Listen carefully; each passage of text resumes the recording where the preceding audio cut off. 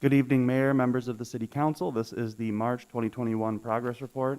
First up is the 20th Street Interchange project that we continue to see good progress on. For anyone interested at home, we do have a dedicated website. It's on the screen before you at 20thstreetinterchange.com. Please feel free to visit that and see the many of materials that are available, that have become available throughout the course of this project. As of late, the land appraisals for neighboring properties have been completed, and 90% construction plans have been completed as well. Some of the next steps will be negotiating for land acquisition and easements. That will take place from March to June of 2021. During that time as well, we will finalize the project design, and eventually we'll go out to bid for this project yet in fall of this year, and in construction is expected between 2022 and 2023. As a reminder, the combined municipal school district election is coming up on Tuesday, April 13th. I would remind everyone to go ahead and check their voter registration at this time.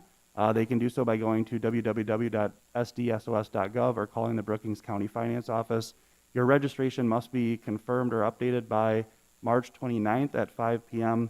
If not, that can result in a failure to vote or forfeiture of your right to vote in this upcoming election. So everyone would be encouraged to go ahead and verify their voter registration by that date.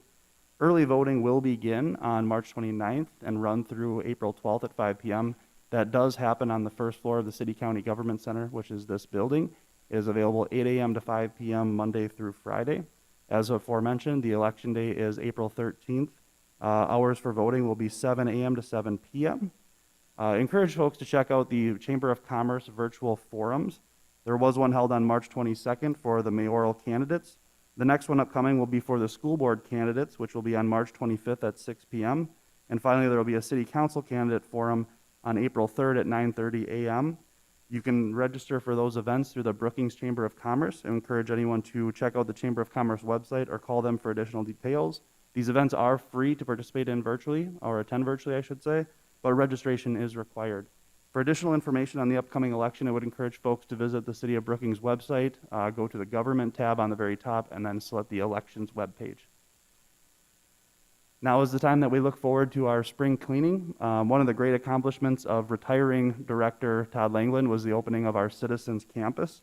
The Citizens Campus is open 24/7 and opened up on March 20th of this year. This is an opportunity where residents can take tree branches, flowers, weeds, grass clippings, leaves, etc. to the landfill for drop-off at their convenience. Spring cleaning this year will be held from April 5th through the end of April. On April 5th, residents can begin setting their items curbside in the boulevards. April 11th will be the last day that all items should be curbside, and then on April 12th will be the day that the crews actually start making their way throughout the community. They will do one canvas of the entire community. Updates will be posted through social media for folks to know which areas of town have been completed and which ones are left to be done. As a reminder, please utilize the boulevards, as there will be no pickup in the alleys. Also during the month of April, starting on April 5th, there will be free landfill dumping for residents. Again, it is residents only and it is not commercial haulers. There will be fees for certain items to include tires, refrigerators, and AC units, but all other dumping is free. Residents are encouraged to haul those smaller items to the landfill, as it does make the spring cleanup process go a little bit quicker. As residents may be familiar, during this time we typically also do our paint exchange program, which is done with the gracious volunteering of our local 4-H.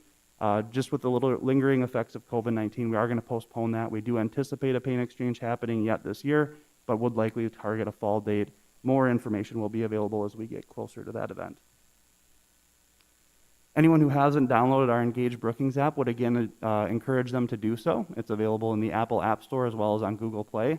The city recently announced an awesome partnership with Brookings Municipal Utilities for streetlight issues. That's one that staff at the city as well as Brookings Municipal Utilities saw we were starting to get some requests for, so we were able to bring some of the staff from BMU on board, and now those requests get routed directly to them and they're able to address your streetlight issues. This could include streetlights being on when they shouldn't, being off when they should be, and if you see flickering or anything of concern, please download that app. It's also available on the city's website, and report any streetlight issues that you come across. We've started doing some spotlighting of our various departments. One of the recent ones that was completed was for our emergency 911. It is a video spotlight that really highlights a day in the life of a dispatcher and highlights the services that they provide to our community. There are a number of opportunities on watching this video at the city website, down in the spotlight section, on our Facebook page, as well as the city's YouTube channel. highly encourage anyone to check out the outstanding services that these folks provide in helping keep us safe. The library held their first book sale in over a year. It was a grab bag sale that began on March 16th. They sold 124 bags on the first day. They're doing a special of $5 per bag or $3 for 10. Those bags will be available through March 31st. They put out new bags daily. As you may be able to tell in the picture, what they do is they sort them by genre, and you get about 10 books or so per bag, and it's just all around that genre, as you can see, like fiction, historical, nonfiction, so on and so forth, where it really tries to target readers' interest with books that they hopefully haven't read before. Solid waste notifications are now available on the city website. On our homepage, there's a Get Notifications tab, and this one will actually be right on the very top. You can get email notifications regarding the landfill, as well as collections for garbage, recycling, and yard waste.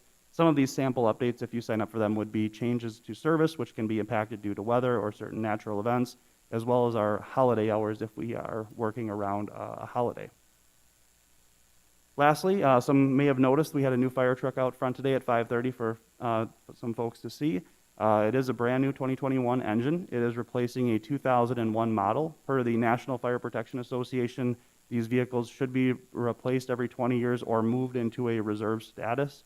The new truck that was out front today will be housed at the East Station, which is on 6th Street, and this is one of 5 engines in the City of Brookings fleet.